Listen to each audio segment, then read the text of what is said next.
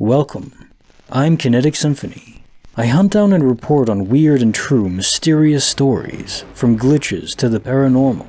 Case file number 811, written by gruntledgirl. How dare the universe steal my fish and bacon? The other day, my husband went to get a new goldfish to join our tank. He ended up getting two. Translation problems. We live in Vietnam. 2 black Moors to join Frank, the other black Moor, and Hot Dog, the catfish. I saw 2 in the bag and was surprised. I asked him why he decided to get 2, and he said the lady misunderstood him. So we put the bag with 2 goldfish into the tank and let the water temperature acclimatize. A little while later, we opened it up, and 1 goldfish swam out. Paranoid, we searched the filter system, the ground and surface surrounding the tank, even though the bag was partially submerged when we opened it, and found nothing. Hot Dog, greedy bastard though he is much too small to swallow an entire black Moor whole. I tried to rationalize it as the folds in the plastic bag containing the fish made us see double, but we had both clearly seen them swimming in different manners and directions. It's been about a week, and we definitely have 2, not 3, goldfish. Just a few nights later, I'm making a late night snack for my husband. I take out exactly 3 pieces of bacon, thinking they'll perfectly fit the bacon, cheese, and jalapeno melt that is the end goal. I specifically remember the number of pieces as they were intentionally planned to fit the sandwich.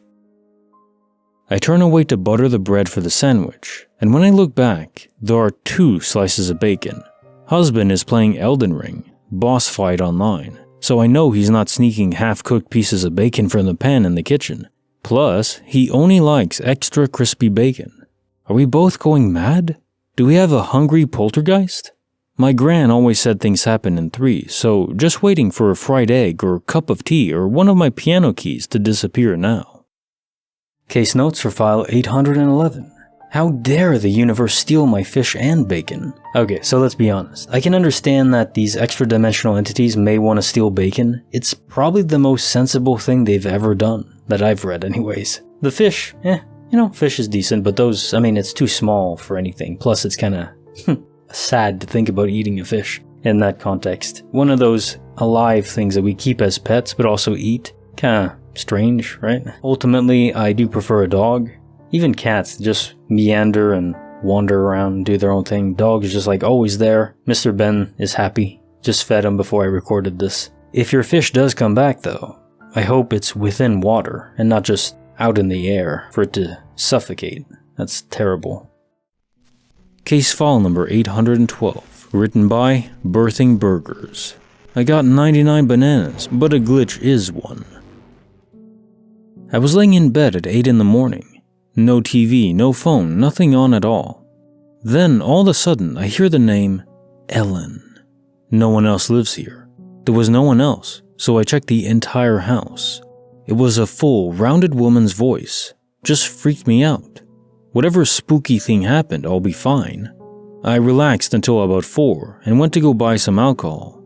It's spring break and I'm definitely getting drunk tonight, especially now. Well, I walk into the liquor store, purchase some beer and some 99 bananas. Register guy checks my ID despite knowing me and says he has to start checking since he got in trouble. Get in my car and start to drive home. I start to think, man, that voice Ellen thing was strange this morning.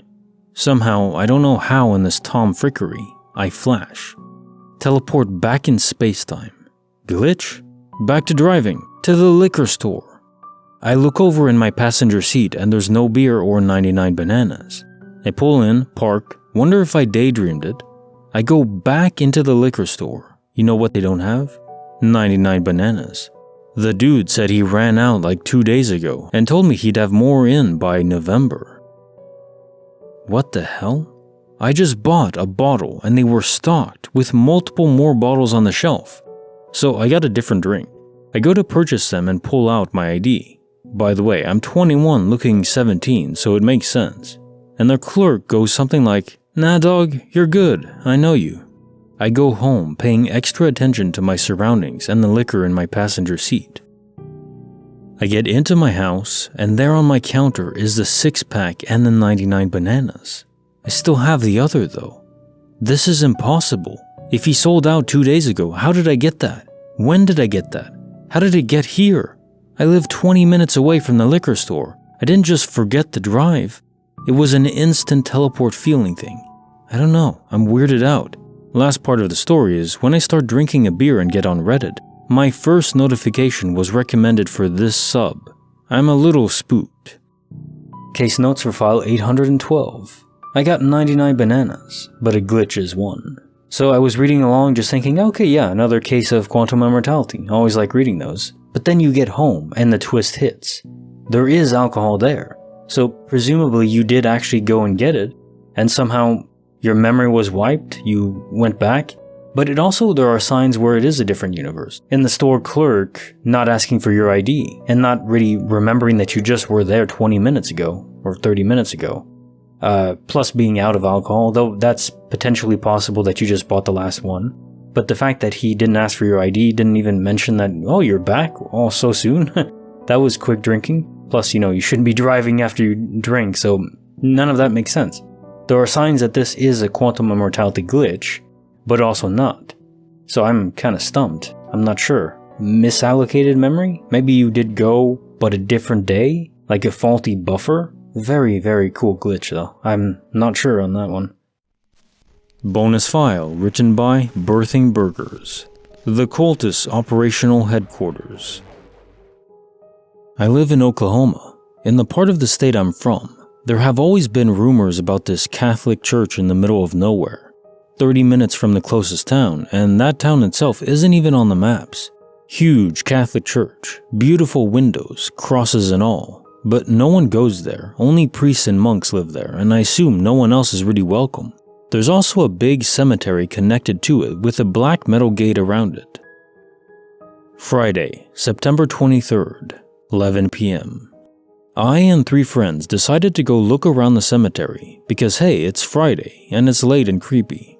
Normal spooky season shenanigans. We're looking around, gravestones, mausoleums from the 1910s, cool stuff. One of my buddies noticed a kinda hidden little path, just overgrown grass and debris in front of it. We go down, maybe almost a mile, and the path comes to an end in a clearing in the woods. What do we see? Another cemetery. This struck me because there's no roads or clear paths out here. How odd. Anyways, we find a path through the woods out to the right of the cemetery and head down it. Not even half a mile, I noticed drums, and everyone else noticed it once I pointed it out, like those big boom, boom, boom, boom type drums, but they had a rhythm. We all thought how insanely weird that was because of how far out we were. Not even another 500 feet, and glowing lights through the trees appeared. I said screw that and demanded we leave, so we did. I ran because I was a baby. Saturday, October 1st, 1 a.m. So my buddies talked me into going back. We thought about bringing weapons, but decided not to. As we were going out there, we noticed tons of fresh footprints all throughout the trail from the second cemetery to where we decided to run from. That was creepy as hell to me. When we finally got to where the lights were, there was no light, no sound, no one. Just 2 buildings. The first was a small stone temple-looking building, not very big at all. The second looked like an 1890s abandoned house. The stone building had a wooden door that had a fat padlock on it. There was some other language on the door, just a single word. My friend kicked the weak wooden door till it split from the wall. Not something I wanted to do, but he did so before I could react. Inside, there was an 8-foot by 8-foot pentagram, with the candles in all the places you see in scary movies, unlit. Random words painted on the walls, little figurines of animals, and at the back of the room a small satanic statue, maybe like a foot big. On the second floor, there wasn't much. Cups, plates, lighters, red nail polish, and a couple of jars with crystals and salts and liquids in them. 2 tiny rooms stacked on top of the other. What really creeped me out was there was a cowl with a hood, like the monks I've seen wearing. Second building was a house, a little bigger than the stone building, but completely empty. 2 stories, swept floor, closed, non-broken windows, functioning door. There was an attic, but we couldn't get into it. Definitely a super old house. Anyways, we left after checking it all out. I want to know what y'all think of this. This part is for people who believe in spiritual stuff. I usually feel presence and energy better than my friends. I definitely felt something no good, terrible, and bad before we even got there. Case notes on the bonus file. The Cultists' operational headquarters. So let's be real here. Outside of the supernatural, humans can be the creepiest thing we know, and even compete with certain supernatural entities. I don't know if what you found was some sort of local prank, or something designed for tourists, or an actual satanic cult. But given how far away it is from everyone else, and a town that isn't even marked on a map, I guess I'm leaning more towards the latter. And then you ask yourself, did they actually manage to summon some entity into the world? We all know now about the Bohemian Grove rituals, so it's not unusual, and it's very true. There are people and groups out there that worship evil. Very disturbing.